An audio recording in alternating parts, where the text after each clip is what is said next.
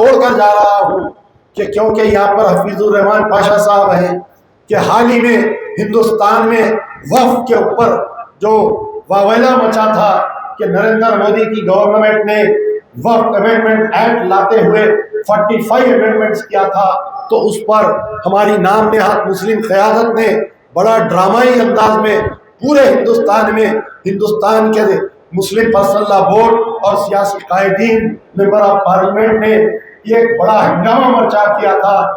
लेकिन बड़े अफसोस के साथ इस बात को मैं आपके सामने कहने में मुझे बड़ा अफसोस हो रहा है कि हिंदुस्तान में Telangana state is the first state to implement Waqf amendment act.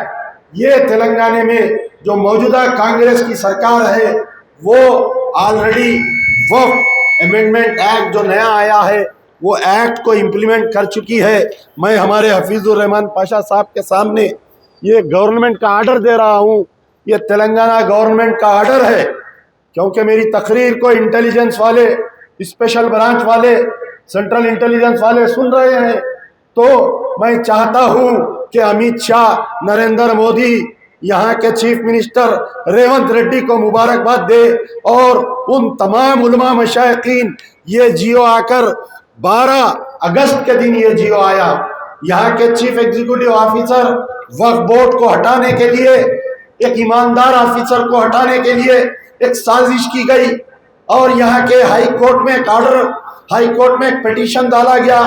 5 अगस्त के दिन एक ऑर्डर आया हाई कोर्ट का कि क्योंकि जो मौजूदा चीफ एग्जीक्यूटिव ऑफिसर है उसका तकर्रुर जो है एडिशनल कलेक्टर रैंक है, as per the new Waqf act होना तो ये चाहिए कि जॉइंट सेक्रेटरी कैडर किसी आदमी को यहाँ पर जो है चीफ एग्जीक्यूटिव ऑफिसर डाला जाना चाहिए। ये एक पिटीशन हाई कोर्ट में डाला गया और बगैर किसी ताखिर के हाई कोर्ट के जज ने एक जजमेंट पास किया। 5 तारीख के दिन ये जजमेंट पास किया कि नए वक्फ कानून के तहत हिंदू या मुस्लिम, किसी हिंदू या किसी मुस्लिम जॉइंट सेक्रेटरी कैडर के चीफ एग्जीक्यूटिव ऑफिसर वक्फ बोर्ड तैनात किया जाए। लेकिन हमारा जो गवर्नमेंट ऑफ तेलंगाना का वकील था, जो एडवोकेट जनरल था, उसका काम था कि ये बोलना चाहिए था जज के सामने हाई कोर्ट के कि ये मसला अभी सुप्रीम कोर्ट में चल रहा है, we can not implement new Waqf act बोलना चाहिए था। लेकिन यहाँ की कांग्रेस गवर्नमेंट के जो चीफ मिनिस्टर, जिसका वकील यहाँ पर जाके हमारी नुमाइंदगी करता है, वो एडवोकेट जनरल अदालत में खामोश रहा। उसके बाद में 5 तारीख के दिन जजमेंट आता है, 6 तारीख के दिन चीफ एग्जीक्यूटिव ऑफिसर काम करता है क्योंकि उसको ऑर्डर की कॉपी नहीं मिलती। 7 अगस्त के दिन फिर से कंटेम्प्ट नोटिस डाला जाता है, कंटेम्प्ट पिटीशन डाला जाता है। उसके बाद में 7 तारीख के दिन फिर एक जजमेंट आता है। 7 तारीख के दिन 2 जजमेंट आते हैं कंटेम्प्ट नोटिस में कि क्यों इसके अंदर यहाँ पर नए चीफ एग्जीक्यूटिव ऑफिसर हिंदू या मुस्लिम जॉइंट सेक्रेटरी कैडर को क्यों नहीं डाला गया। बड़े अफसोस की बात है, हमारा secretary minority welfare government of Telangana Shafiullah IFS ये ऑर्डर इश्यू करता है